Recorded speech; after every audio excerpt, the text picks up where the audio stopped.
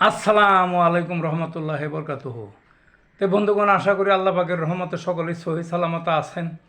তে কবি Gazi আক্কাসাল YouTube channel 017140885009 এর পক্ষ থেকে আপনাদের সকলের প্রতি রইল একান্ত আন্তরিক শুভেচ্ছা ও ভালোবাসা।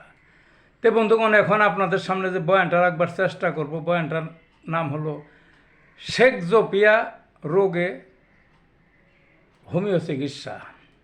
কি? শেকজোফিয়া রোগে হোমিওপ্যাথিক চিকিৎসা। শেকজোফিয়া রোগটা কি? অনেকেই নতুন নামটা শুনলেন।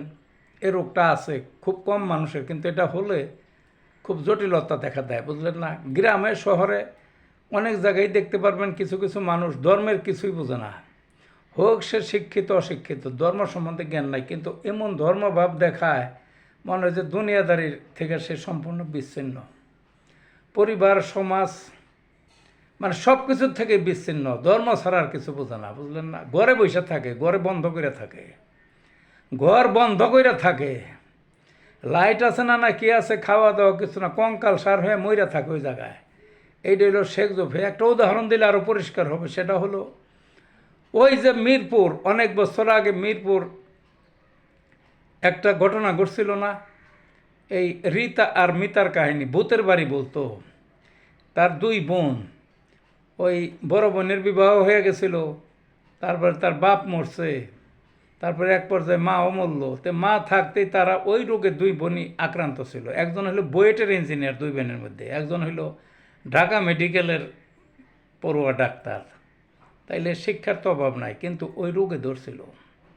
ঘরের মধ্যেই থাকতোই করতো, চাকরি বাকরি বাদ দিয়ে ঘরের মধ্যেই থাকতো, মানুষে ভূতের বাড়ি মনে করতো। এক পর্যায়ে টাকা নাই পয়সা নাই, না খেয়ে থাকতো। ওই খালি ধর্ম করতো ধর্ম করতো ধর্ম করতো ঘরের মধ্যে বসে, বুঝলেন না?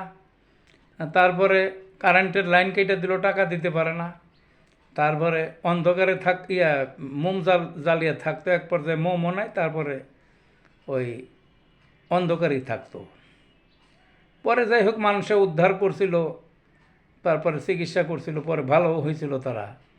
পরে তাদের বিদেশে গেছে, তাদের আরও লোক আছে সেখানে নিয়ে গেছে। ওইটাই হলো শেকজোফিয়া রোগ, বুঝছেন না? তো এই রোগটা হলে কাল বিলম্ব না করে অ্যালোপ্যাথিকর চিকিৎসা আছে, ভালো হোমিওপ্যাথিকেরও আছে। তো ভালো থাকুন বন্ধুগণ।